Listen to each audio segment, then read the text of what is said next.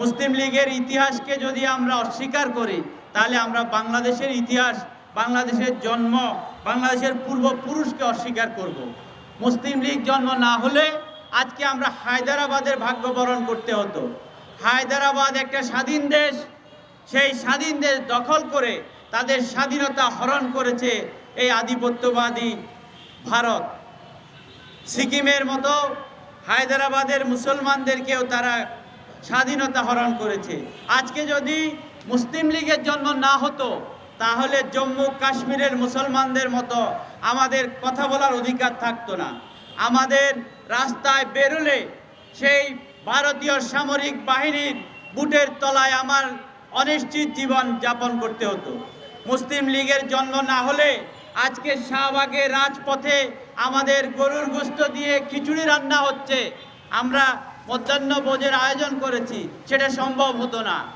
মুসলিম লীগ না হলে আশরাফের মতো গরু গোশ খাওয়ার অপরাধে তাকে পিটিয়ে হত্যা করত, তারপরে বের হলো সে গরুর গোশ খায় নাই, তার ঘরে খাসির গোশ ছিল, কিন্তু জীবন হারিয়েছে গরুর গোশ খাওয়ার অপরাধে। মুসলিম লীগের প্রতি আমাদের কৃতজ্ঞতা, শুধু কৃতজ্ঞতা নয়, শ্রদ্ধা। তাই আজকে স্যার সৈয়দ আহমদ,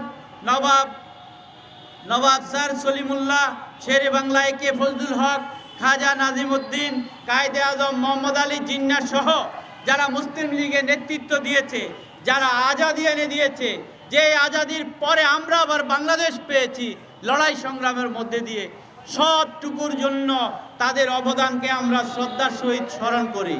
তাদের আত্মার মাগফিরাত কামনা করি।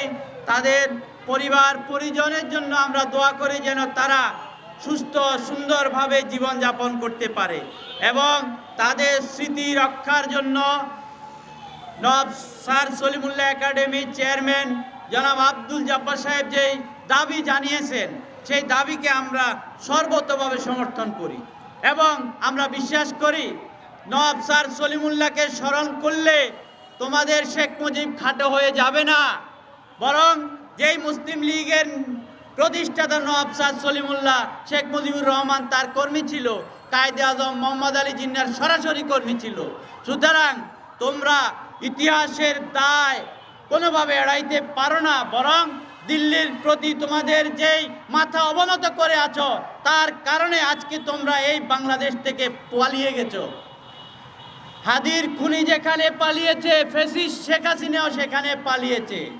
তাইলে যারা হাদিকে খুন করেছে, যারা 1400 বাংলাদেশের জুলাই আগস্ট বিপ্লবীকে খুন করেছে, যারা হাজার হাজার এই বাংলার মানুষকে পঙ্গু করেছে, যারা এখনো হাসপাতালে অসহায় কাতরাচ্ছে, তাদের সেই খুনি ফ্যাসিস্ট হাসিনা আর হাদির খুনি একই জায়গায় অবস্থান করছে। তাহলে কি তারা আমাদের বন্ধু হতে পারে?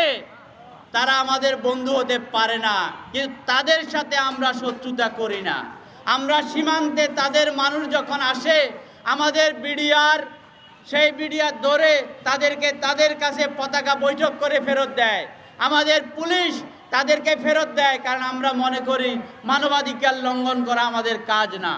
তারা আমাদের মানুষকে, যার কাছে একটা আলপিন নাই, যার কাছে একটা ব্লেড ছিল না, কিশোরী ফেলানিকে তারা হত্যা করে তারা কাটা তারে ঝুলিয়ে রাখে।